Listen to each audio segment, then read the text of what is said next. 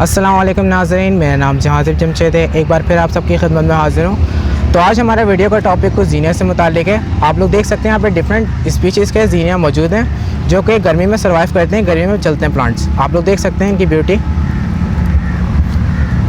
बहुत ही दिलकश होते हैं और इनके फ्लावर्स आप देख सकते हैं थोड़े से डिफरेंट भी होते हैं, डिफरेंट कलर्स में भी आते हैं इसके फ्लावर्स। ये पिंक कलर में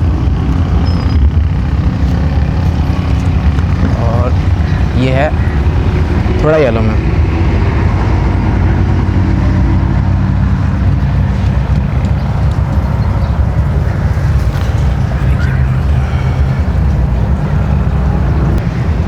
तो मार्केट्स में इसके सीड्स अवेलेबल मिल जाते हैं, आप लेके लगा सकते हैं इसको। ये जो है गर्मी में चलते हैं, ज़्यादातर दिलकश प्लांट होते हैं। आप मार्च के महीने में इसको लगाएं, अच्छे ग्रो करते हैं। यहाँ की ब्यूटी है, बहुत ही खूबसूरत होते हैं, दिलकश होते हैं, शायकीन इसको पसंद करते हैं और ये ज़्यादातर लेडीज़ शायकीन जो होती हैं उसको ज़्यादा पसंद करती हैं। और अगर ये क्यारीज़ वगैरह में लगे हों तो और भी बहुत खूबसूरत लगते हैं। आप लोग देख सकते हैं इस साइड पे बहुत से ज़ीनिया रखे हुए हैं, बहुत ही दिलकश और ख़ूबसूरत लग रहे हैं।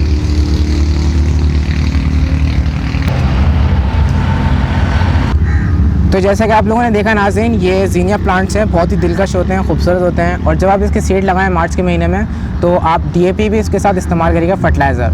और आपने इस बात का भी ख्याल रखना है कि आपने सॉइल के साथ साथ उसमें काउडंग भी मिलाना है 20%। आपने 80% सॉइल रखनी है, 20% काउडंग रखना है। और जब आप इसके सीड्स को लगाएं तो आपने डेली उसको स्प्रे करना है या आपने साइड से पानी डालना है एहतियात से, ताकि आपके जो सीड्स हैं वो नम रहें और उनमें फुटाव आ जाए।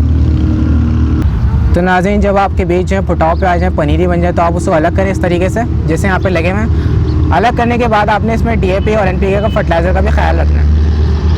कंटिन्यू अपने DAP और NPK का फर्टिलाइज़र डाइल्यूट फॉर्म में, जब इतने बड़े हो छोटे छोटे तो डाइल्यूट फॉर्म में, जब इतने बड़े हो जाए तो आप इसको दानों की मिकदार में दे सकते हैं। तो अगर आप लोग चाहते हैं कि आपको ज़ीनिया प्लांट जो इसी तरीके से फ्लावरिंग करें तो आप उसमें कंटिन्यू DAP और NPK का फर्टिलाइज़र करें। तो आप लोग देख सकते हैं नाज़रीन इस प्लांट की ब्यूटी, इसके लीव्स जो है कम है और फ्लावर ज़्यादा हैं। और बाज़ प्लांट जिसके ऐसे होते हैं इसमें फ्लावर ज़्यादा आ जाते हैं और लीव्स जो है वो हाइड हो जाते हैं, तो ऐसे लगता है कि गमले के अंदर फ्लावर ही लगा हुआ है।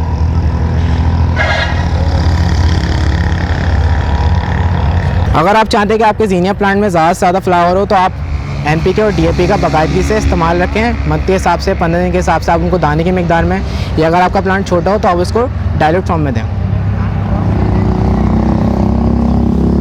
अब तक आपने जितने भी देखे ज़ीनिया प्लांट ये सारे बालू मिट्टी में लगे हैं, ज़रख़ेज़ मिट्टी है।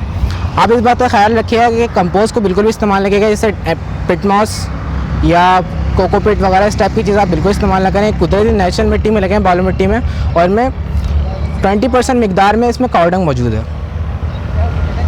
तो आप लोग देख भी सकते हैं नाज़रीन, इसका रिज़ल्ट बहुत अच्छा है। ये बालू मिट्टी में बहुत अच्छा ग्रो करते हैं। अगर आप पिटमॉस में डालें तो पिटमॉस में एक चीज़ का ख़तरा होता है, बास टाइम जब लोग प्लांट में पानी डालते हैं तो पिटमॉस में ओवर वाटरिंग के चांसेस ज़्यादा हो जाते हैं, क्योंकि पिटमॉस जो है पानी को होल्ड कर लेती है। बालू मिट्टी जो होती है वो इतना होल्ड नहीं करती है, पिटमॉस ज़्यादा होल्ड कर लेती है। तो जैसे कि आप लोगों ने देखा नाज़रीन, ज़ीनिया की ब्यूटी बहुत ही खूबसूरत है, शायकीन इसको बहुत पसंद करते हैं और बहुत ही दिलकश होते हैं। मैं आपको ये एडवाइस करूँगा कि आप इसको लगाएं और इसको क्यारीज़ वगैरह में लगाएंगे तो इसकी ब्यूटी और भी अच्छी हो जाएगी। ये ज़ीनिया प्लांट जो है सीजनल प्लांट है, जून जुलाई के बाद इनका सीज़न निकल जाता है। तो आप लोग देख सकते हैं, मेरी एडवाइस है कि आप इसको लगाएं, क्यारीज़ वगैरह में लगाएंगे तो और भी ब्यूटीफुल लगेंगे।